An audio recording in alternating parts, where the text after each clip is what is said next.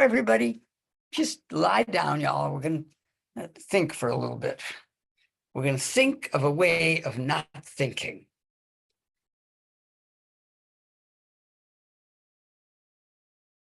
How can we do it?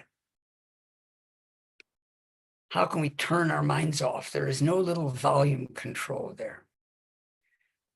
Well, it's an old saying, if you want to train a goat, get a big meadow. So if we want to train our minds to do what we want them to do, then we have to give them a lot of space. So let us give ourselves a lot of space. I'm going to do a couple little parts today. First part, zoop your observational capacity up near the ceiling. So you're looking down at yourself, be you sitting, standing, lying down. Look at this person, this woman, this man. What is she thinking? What is he thinking? You can learn a lot about the person from the way they think and the progression of their thoughts. What thought follows which? You can then see a motivation of fear or ambition or all kinds of other things in the progression of their thoughts. Who's your own? The most important person in your life is you. I don't care how much you are in love with her or him or them. Look at that person for a little bit. Can you look and also say, what are they thinking? That you know sort of by radio. You don't use your eyes to know that. Then let's go to the next stage. From way up there and from way down there on the floor or wherever you are, focus on your breathing. Don't try to change it. Try to observe it. Is it quick and grasping? Is it slow and languorous and lazy? Is breathing out the same as breathing in, the same kind of time? How long do you hold your breath before you breathe out? Usually very little time.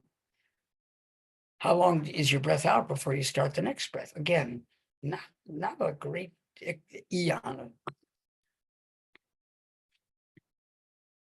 Don't try to change your breathing. Don't make it even breathing out or breathing in. Don't make it less grasping or less languorous or more direct. Just breathe. Look, see, how does she breathe? How does he breathe?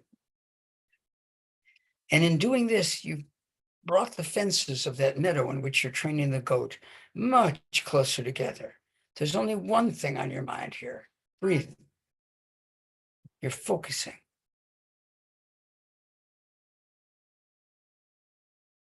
Look at her breathe. Look at him breathe.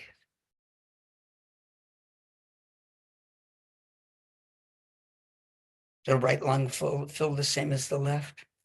What is the breath? Is it soprano, Irish soprano, alto, baritone, tenor, bass? Maybe breathing out is tenor and breathing in is soprano. I don't know. Take a look. Both nostrils doing the same kind of thing. Both sides of the chest heaving, contracting similarly.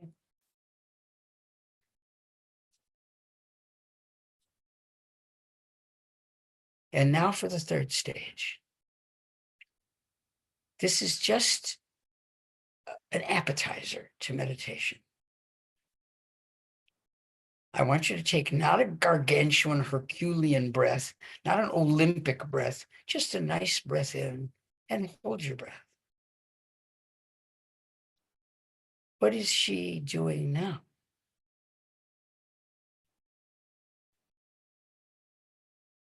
Now let your breath out. Take a normal breath.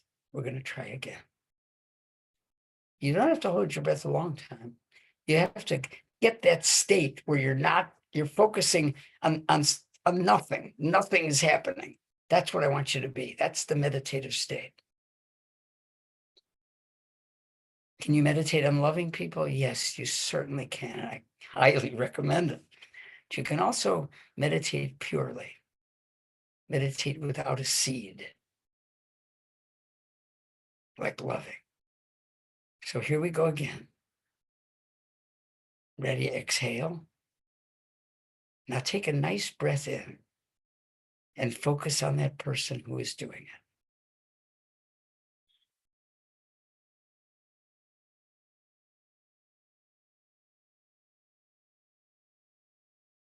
We're making it easy. Now exhale. I know you can hold your breath longer, but this is not about holding your breath. Take a normal breath or two. And now this time, I want you to have a different sort of orientation when you do it. I want you to don't just hold your breath, hold your breathing. All of a sudden, there's a walkout, there's a strike, no breathing. So you're not going to hold your breath in there tough and hard and consolidated. You're going to, don't hold your breath, hold your breathing. Ready? You're going to take a breath in, take a good breath in, nice, good breath. And now, don't even breathe.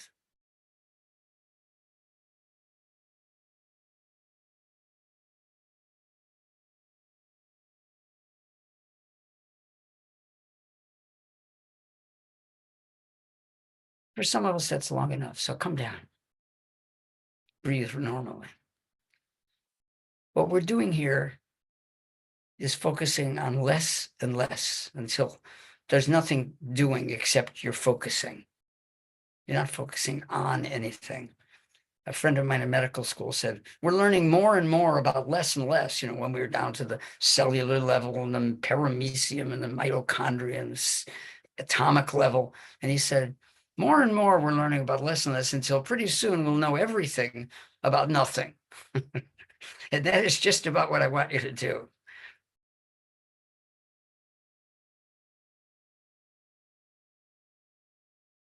Know everything about nothing. So if you're going to meditate at home or anywhere else, I recommend a method of narrowing your focus and then focusing where there ain't nothing to focus on. Another analogy is listening like an animal in the forest. What sound are you listening for? Any sound. Okay, see you next week. Bye-bye.